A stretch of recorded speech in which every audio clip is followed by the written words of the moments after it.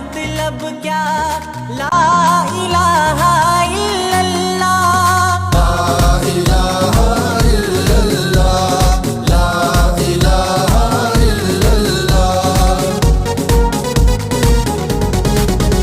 एक कलमा सबकी जान बना, हर मुस्लिम की पहचान बना, तहरीके पाकिस्तान बना। एक लहर चली तूफान उठा, ला इलाहा इल्लल्लाह, पाकिस्तान का मतलब क्या, ला इलाहा इल्लल्लाह, ला इलाहा इल्लल्लाह। है मार का ए हक में बाहम, मैदान के गाजी ताजा दम, एक बुनियान मरसूस है हम,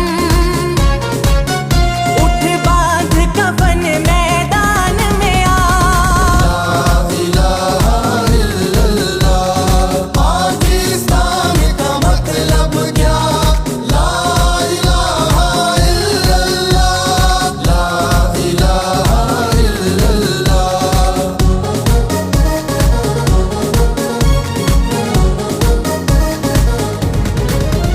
झपटेंगे फितना गाहों पर, अब चल कुरआन की राहों पर, कर मान तू अपनी बाहों पर, मंशूर खिलाफत को अपना।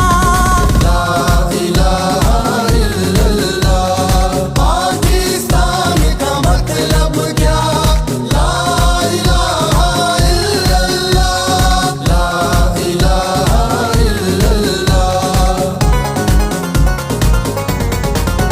दस्तूर नबी जो लाए थे, रहमत के बादल छाए थे, मजलूम सकून